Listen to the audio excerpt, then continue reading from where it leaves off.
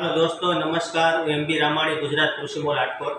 આજે અમારે જે વાત કરવી છે કપાસના પ્રોડક્શન વિશે। કપાસનું પ્રોડક્શન કઈ રીતે વધે, કઈ રીતે વધુમાં વધુ મણિકા બને। આ ખેડૂત જે કપાસથી આગા ભાગ્યા તો હું કારણ પીડ્યું, કપાસ જે જમીન મૂકી દે છે, કપાસ જે લાલ થઈ જાય છે અને નાની નાની અવસ્થામાં કપાસ જે જમીન મૂકીને સુકાઈ જાય છે, તો એના માટે શું તત્વો ઘટ્યા અને કઈ રીતે એ બધું પ્રશ્નનો હલ થાય, એના માટે અમારે નાગાર્જુના કંપની ફર્ટીજ ઇન્ડિયામાંથી ત્યાગી સાહેબ આવ્યા છે। ખૂબ એવું બહોળું જ્ઞાન ધરાવે છે આની વિશે।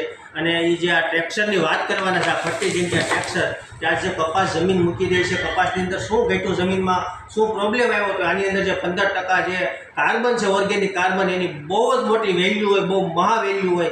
તો એવી પ્રોડક્ટ જે માર્કેટમાં ફર્ટીજ ઇન્ડિયા લઈને આવી છે, એના વિશે સાહેબ ખૂબ સારી માહિતી આપવાના છે। તો જો ખેડૂત કપાસ જે વાવવાના છે એના માટે અતિ ઉપયોગી આ માહિતી બનવાની છે। તો આપણે સાહેબને જ વાત કરીએ કે આના વિશે સરસ એવી માહિતી આપે। જી સાહેબ, ત્યાગી સાહેબ। नमस्कार मनसुख भाई, जय श्री कृष्णा।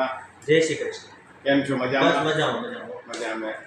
अभी जैसे आप बात कर रहे थे, कपास का भी वावेतर यहाँ पे काफी मात्रा में होता है और सौराष्ट्र मतलब कपास के लिए और मूंगफली के लिए ही जाना जाता है। तो जो कपास की आप एक बात करते हो ना, अभी बोल रहे थे कि नानी अवस्था में एकदम सुखारा आने लगता है, लाल पड़ने लगता है।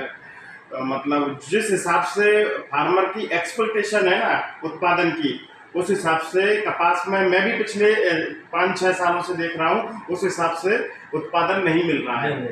उसके पीछे आपने क्या ऐसा सोचा कि भाई ये क्या रीजन है मैन जो इतना उत्पादन नहीं ले पा रहे, जो लेना चाहिए, एक एवरेज उत्पादन आना चाहिए, उतना उत्पादन नहीं आ रहा है? तो आपका क्या विचार है इसमें, क्या कमी हो सकती है?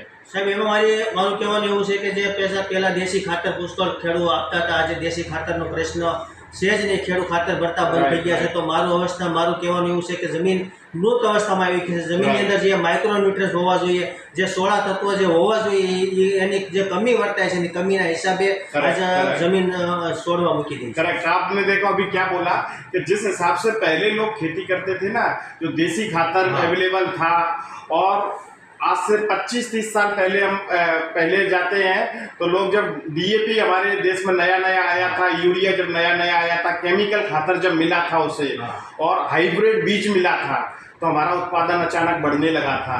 लेकिन अभी उतना उत्पादन नहीं हो रहा है। उसके पीछे रीजन क्या है कि हर एक फार्मर देसी खातर नहीं दे सकता है।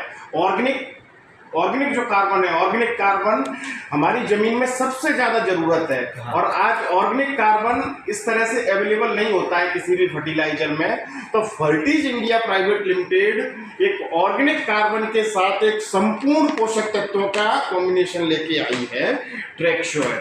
ट्रैक्श्योर के अंदर क्या है, इसका जो पहले मैं आपको बता देता हूँ, इसका यूज करना है हमें बेसल डोज में। बेसल डोज को जो गुजराती भाषा में हम बोलते हैं पाया खातर। पाया खातर में हम इसको 1 एकड़ में 6 kg इसका यूज करना है।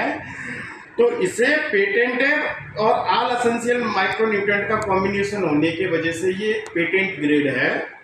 इसके अंदर जो कंटेंट आते हैं, ऑर्गेनिक कार्बन 15% और हाइड्रोजन जो आता है वो 4%, और अदर न्यूट्रिएंट्स जो इसके अंदर आते हैं वो 10% आते हैं। तो इसका जो उपयोग करना है पाया खातर में, उसके बाद जब कपास में आप पारा चढ़ाते हैं, पारा चढ़ाते समय आप इसका उपयोग करोगे तो इससे जो फायदा आपको बेनिफिट्स जो मिलेंगे, वो क्या बेनिफिट होंगे इसके, जब जुलाई और अगस्त महीने में, 7वें और 8वें महीने में जब बरसात ज़्यादा दिनों तक आती है ना, कंटिन्यू 2 दिन 3 दिन 4 दिन तक कंटिन्यू बरसात रहती है, तो हमारे यहाँ पर प्रॉब्लम क्या आता है, कपास लाल पड़ने लगता है। और बारिश जैसे ही बंद होती है उसके बाद फाल करने लगेगा, जिंडवा जो बनता है वो जिंडवा करने लगता है, और कपास एकदम सूखने लगता है। बरसात जैसे ही बंद हुई उसके 3 दिन बाद जब धूप निकलती है, तड़का स्टार्ट होता है, तो अचानक एकदम बिल्कुल प्लांट से पत्तियां खत्म, जिंडवा खत्म, फाल खत्म, पूरा एकदम सूखने लगता है छोड़। तो ये ट्रैक्श्योर का जो फार्मर यूज करते हैं या जिन्होंने किया है, उनके साथ ये प्रॉब्लम नहीं आती है। उनका कपास लाल नहीं पड़ता है, उनका जिंडवा नहीं खरेगा, फ्लावरिंग नहीं खरेगी, मतलब एकदम नया प्लॉट खड़ा रहता है। कोई भी वातावरण में फेरफार होता रहे, लेकिन अगर आपने ट्रैक्श्योर यूज किया है तो आपके वातावरण में फर्क नहीं पड़ने देता और प्लांट को डैमेज होने से बचाता है। क्रॉप जो आपकी डैमेज होती है वो बहुत रियर केस, मतलब माइनर, ना के बराबर आपकी क्रॉप डैमेज होगी। तो ट्रैक्श्योर का उपयोग पाया खातर में और जब पारा चढ़ाते हैं उस टाइम पर। ये तो हो गया पाया खातर का न्यूट्रिएंट्स। लेकिन उसके बाद ऊपर से हम क्या करते हैं कपास में, मोनोकोटोफॉस, प्रोफेनोफॉस, फलाना फॉस, मतलब टोटल जंतुनाशक पे डिपेंड रहते हैं। लेकिन एक चीज किसान की दिमाग में ये नहीं आती है कि भाई कभी भी जो जीवात होते हैं, जो दवा होती है, वो जीवात को मारने के लिए होती है। कोई भी सकिंग पेस्ट हो अथवा कोई भी डिजीज हो, बीमारी कोई भी हो, तो वो बीमारी को खत्म करती है और जीवात को खत्म करती है दवा। दवा कभी भी प्रोडक्शन नहीं देती है। प्रोडक्शन कभी आप कहो कि भाई हमने मोनोकोटो या प्रोफेनो XYZ कोई सी भी दवा छाटी है उससे हमारा उत्पादन बढ़ेगा, ये बिल्कुल सरेसर गलत है। या कोई कंपनी का साथ भी ये माहिती देता है ना कि इसे ये दवा डालने से उत्पादन बढ़ता है, नहीं। दवा डालने से कभी भी उत्पादन नहीं बढ़ता है। दवा डालने से जो बीमारियां होती हैं वो बीमारियां, और जो जंतुनाशक जो कीट होते हैं, कीटों को नियंत्रण करती है दवाई।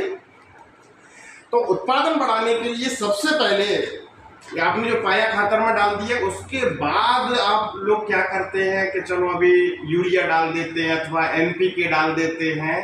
लेकिन कोई भी ये नहीं सोचता है कि यूरिया की इसको जरूरत है, या DAP पाया खातर है तो ऊपर से DAP डालना चाहिए या नहीं। और कोई फार्मर, डीलर भी नहीं बताते हैं और फार्मर सोचता भी नहीं है। कोई कंपनी वाला भी नहीं कहता कि भाई ये DAP डालने की अभी जरूरत नहीं है, अथवा NPK डाल देते हैं कोई भी 12-32-16 हुआ XYZ कोई भी NPK लेके।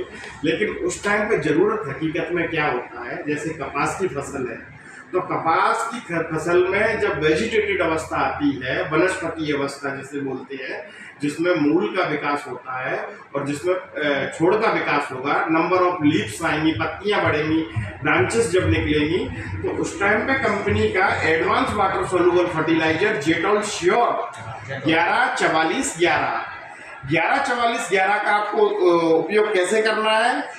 1 kg